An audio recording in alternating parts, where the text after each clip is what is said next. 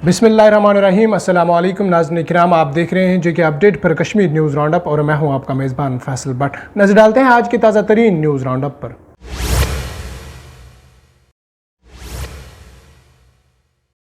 श्रीनगर की मशहूर डल झील में ज़बरदस्त आग भड़क उठने से कई हाउस बोट्स जलकर खाकस्तर हो गए हैं। ज़राए ने बताया कि घाट नंबर 9 के करीब एक हाउस बोट में अचानक आग भड़क उठी और आग पर काबू पाने से पहले ही इसके आसपास के कई बोट्स इसकी लपेट में आ गए हैं। इन्होंने बताया है कि आग लगने से करोड़ों रुपयों की अमालिक जलकर खाकस्तर हो गई है और इब्तदाई रिपोर्ट्स के मुताबिक आतिशज़दगी से कम नस्ब दर्जन हाउस बोट्स को नुकसान पहुंचा है। इन्होंने मजीद कहा है कि आग लगने की वजूहात का पता लगाया जा रहा है।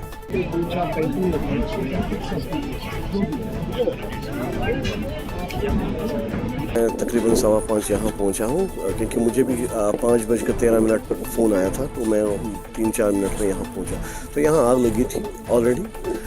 नुकसान बहुत ज़्यादा है, 5-6 हाउस बोट जल गए, रेजिडेंशियल हाउसेस जल गए हैं। अभी डीसी साहब आए थे यहाँ पे, मगर आए थे यहाँ पे, हम बहुत शुक्रगुजार हैं उसके, मगर कोई पॉलिसी। वादी कश्मीर को मुल्क के बाकी हिस्सों के साथ जोड़ने वाली श्रीनगर जम्मू कौमी शहरा पर हफ्ते की सुबह ट्रैफिक की नकलो हमल बहाल हो गई है। इधर वादी को लद्दाख यूनियन टेरिटरी के साथ जोड़ने वाली श्रीनगर लेह शहरा भी ट्रैफिक की नकलो हमल के लिए बहाल हुई है। आपको बता चले कि श्रीनगर जम्मू कौमी शहरा को जुम्मे के रोज़ रामबन इलाके में मिट्टी के तोदे और चट्टानें खिसक आने के पेश नज़र बंद कर दिया गया था। वही ट्रैफिक पुलिस हुक्काम ने हफ्ते के रोज़ कहा कि श्रीनगर जम्मू कौमी शहरा को ट्रैफिक के लिए बहाल कर दिया गया। ताहम दलवस और नाशरी पर फिसलन की वजह से गाड़ियों के चलने की रफ्तार सुस्त है। इन्होंने लोगों से लेन डिसिप्लिन के मुताबिक चलने की ताकीद की। इनका कहना था कि श्रीनगर लेह शहरा पर भी ट्रैफिक बहाल कर दिया गया और वादी कश्मीर के बहस पहाड़ी इलाकों में जुम्मे के रोज़ बर्फबारी के बहस कुछ सड़कें बंद हुई थी। काबिल जिक्र है कि श्रीनगर जम्मू कौमी शहरा के बंद होने से हिलन वादी को गुनागो मुश्किलात से दो चार होना पड़ता है। लोगों का कहना है कि मुकामी शहरा होने के साथ ही वादी के बाजारों में अशियाई ज़रूरी किल्लत ही नहीं बल्कि महंगाई आसमान छूने लगी। इधर शुमाली कश्मीर के सोपोर कस्बे में हफ्ते को एक सड़क हादसे में एक मोटरसाइकिल सवार हलाक जबकि 2 दीगर अफराद जख्मी हो गए हैं। बता चले कि रिपोर्ट्स में कहा गया है कि हादसा सदपुरा बाईपास सोपोर पर इस वक्त पेश आया जब एक मोटरसाइकिल सवार बिजली के पोल से टकरा गया।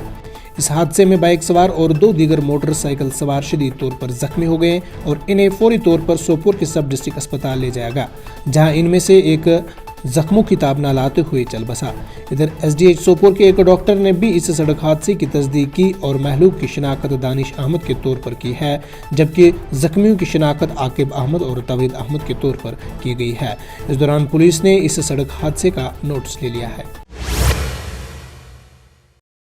इधर पार्टी की तकरीब में शिरकत के लिए जाने से पहले आज़ाद दीगर रहनुमाओं के साथ मुफ्ती मोहम्मद सईद की कब्र पर फातह खानी करने के लिए पातशाही बाग गए थे।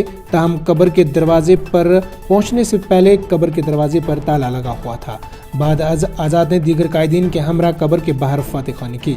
दरअसल DPAP के रहनुमा मोहम्मद अमीन भट्ट ने कहा कि ये बदकिस्मती की बात है कि रविंदर रैना के लिए कब्र का दरवाज़ा खुला था लेकिन गुलाम नबी आज़ाद के लिए बंद कर दिया गया था।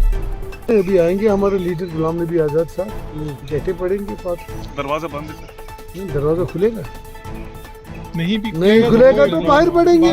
समय क्या है, रविंदर रैना के लिए दरवाजा खुला है, हमारे लीडर के लिए दरवाजा खुला नहीं। अभी नहीं बता सके, आने दो लीडर को, उस वक्त हम बताएंगे। नाज़रीन किराम, आज की न्यूज़ राउंड अप में इतना ही। अपने मेज़बान फैसल भट्ट को दीजिए इजाज़त। इस वादे के साथ कल होगी आपसे फिर मुलाकात। अल्लाह निगहबान।